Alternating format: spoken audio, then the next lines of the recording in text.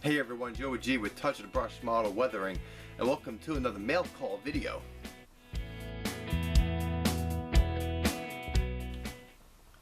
Again, welcome to another mail call video. This is in November 2019, and usually, I usually keep the mail call and stuff I receive in my monthly updates, but this monthly update is actually pretty long, so I want to do this separate.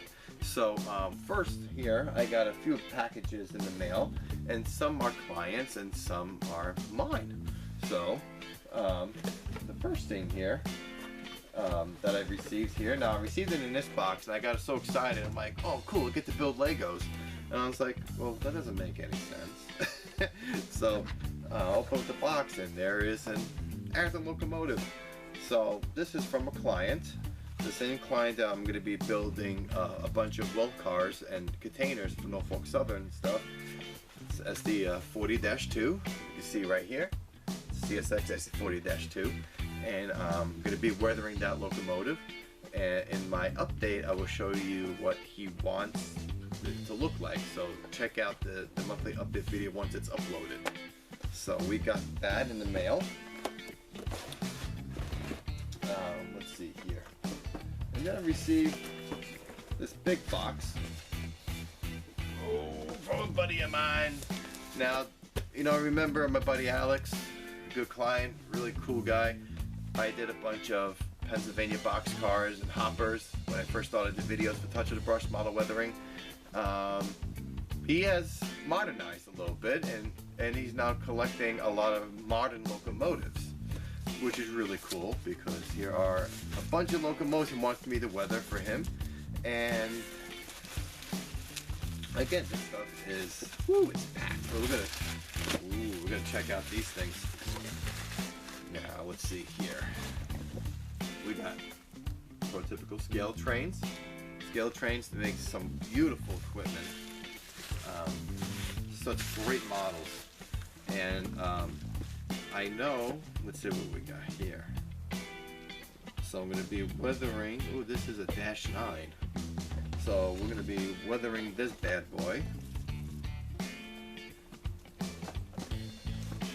So I'm going to be weathering that guy for Alex. And really looking forward to it actually, because a lot of these locomotives he wants me to make them look toasted. So he's like, I'm ready to ruin these locomotives, let's do it. So he wants these bad boys all weathered. So we have here, I'm gonna actually put this box down. So we have these locomotives here. I forget what he actually gave me here. And here we got a Norfolk Southern SD70 Spartan cab, and that's going to be heavily weathered as well. Since he's doing mostly modern, I plan on weathering it like, it's right before it's going to be scrapped and put on the deadline. So that's the way he wants them to look. Let's see this one here, another -9 Heritage 2 scheme. So I know he wants those things toasted as well. And this is another -9. So these are all going to be weathered accordingly to a lot of his own personal pictures and stuff he's seen on Curtis Hill or in Alabama.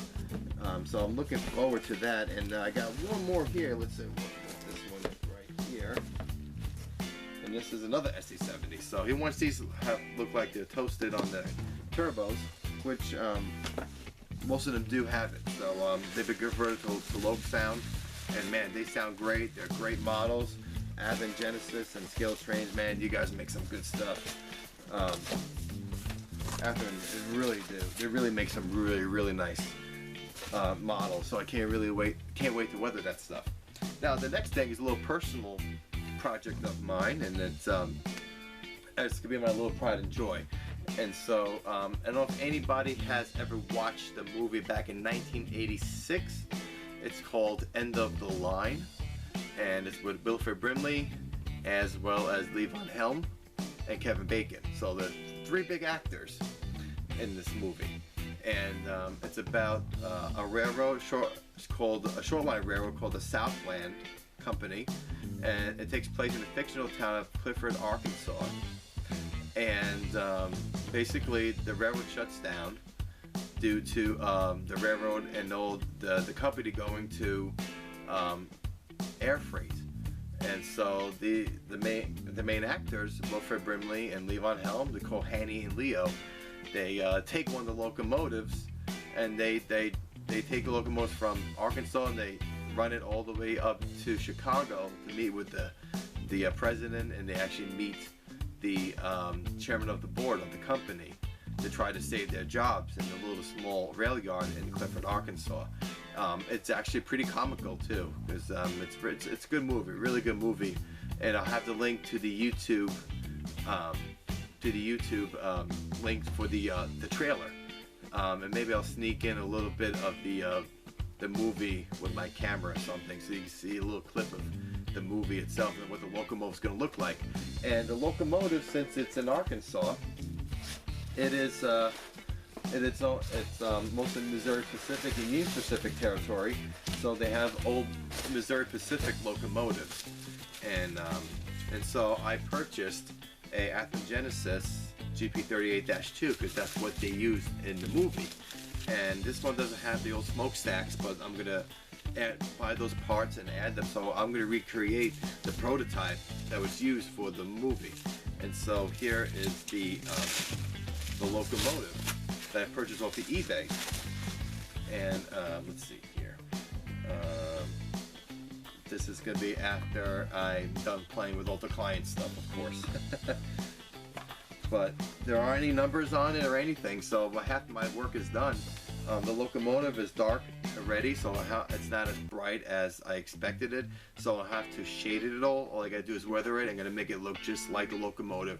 So I will have a picture of, in the monthly update, a picture of what the engines are gonna look like once it's done. So this is gonna be a fun project, and I can't wait. This engine is DCC, so it will be upgraded to its DC, sorry, and it'll be upgraded to DCC and sound as well. So that really concludes this mail call, and I hope everybody enjoyed it. I know it's a little lengthy and a little bit talking to it, but again, it's gonna be a lot of fun to do this stuff. Look forward to the next monthly update for Touch of the Brush Model Weathering. I am Joey G. You guys take care. I guess that's as far away from home as I ever been. Puts me in mind of when I was a boy and I used to take my dad's pickup truck. A couple of buddies and we'd go out and see this bootlegger I used to know. You drank that old Buck-Skull whiskey? I did. I didn't like the taste of it much, but I drank it anyway. You know, we used to have to take Grove's Chill Tonic every spring. That's the awfulest thing I've ever had. My own opinion, of course. None of that stuff tastes very good. Serves a purpose.